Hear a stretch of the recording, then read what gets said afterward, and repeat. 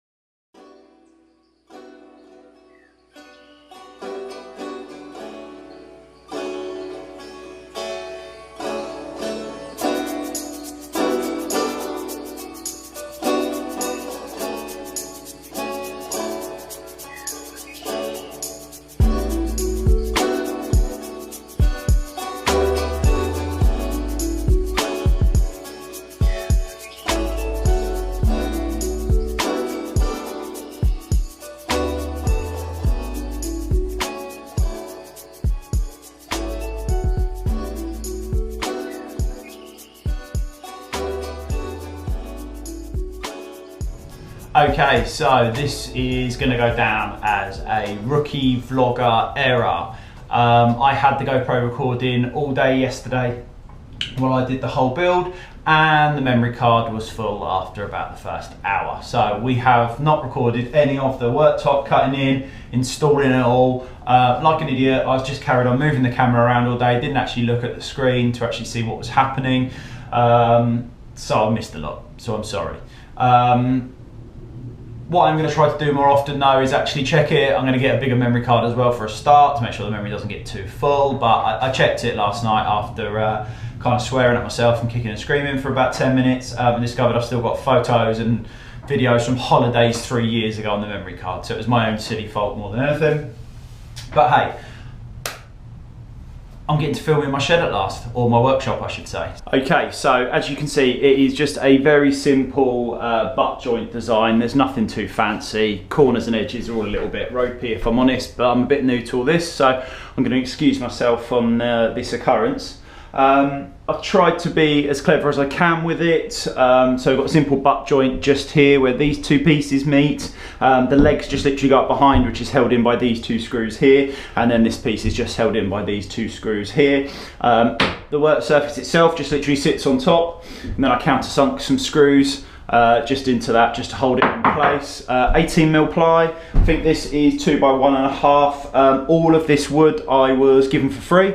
It's just a bit of a donation, which I was very thankful for because I was looking at spending out on this. I was going to buy 4x2 personally, which I got a quote which looked like it was going to cost me around about, I think it was about £150 for everything, so it saved me quite a lot of money, so that makes me very happy.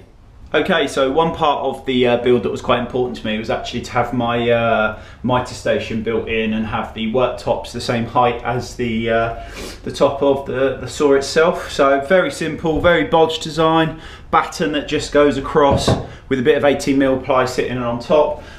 Took me just as long to do this and get it right as it did do to build one of the individual benches itself, but really pleased, it works for me.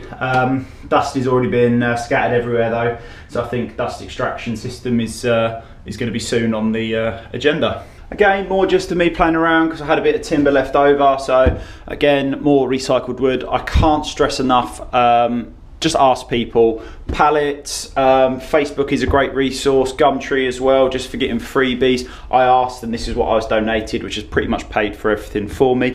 Okay, so again, just carrying on with the theme of kind of donated wood. As I mentioned, all of this was donated other than the sheet of ply, which I did go and buy because I couldn't get any donated to me. So that's cost me about £35 from Wix, so it wasn't too unhappy about that. Had a few scraps left over, so I managed to make these funky little brackets just for the shelf, nice and simple. There are screws going in from the back which hold this piece on, and a screw there, 2 screws at the top, makes for a nice handy little shelf. And the ones on the side here, I've literally just screwed straight into the side of the shed just to give a bit more support. And more importantly for me, in the small space, it's going to give me lots of storage. Okay, so one little thing I wanted to mention on today's video is this morning I actually had a visit from my local council. And what they wanted to do is inspect the shed to make sure it meets all of their planning criteria. Now, I had looked at this beforehand and had thought about it and made sure that I wasn't breaking any rules, which I'm not, which I was pleased to hear about. Did get a little bit panicky though when there was a knock on the front door, and that's what he said he was going to do, because you never know, things do change and the internet isn't always the most up to date.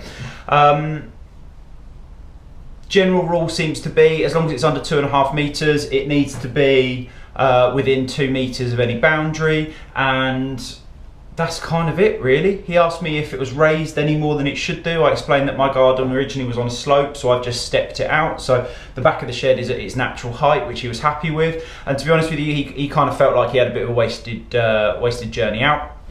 But hey, they're the rules, so we have to stick to them. I'm thinking for my next video, what I'm probably going to do is actually do a bit of a review on the DeWalt mitre saw and the new impact driver and drill drivers that I've got from DeWalt as well. And then slowly, as I build up more and more kit, I'll try and do my best unboxing and review that I can as I'm doing it. As always, please don't forget to like and subscribe to the channel. I love to read your comments. I've started picking up a few more followers and subscribers, sorry, in recent weeks or so, which is nice to see. And I've found that this is a real community that I've become part of, and it isn't just kind of just me out there on my own. If you have any requests of anything you'd like to know or anything you want me to have a look at, please do let me know.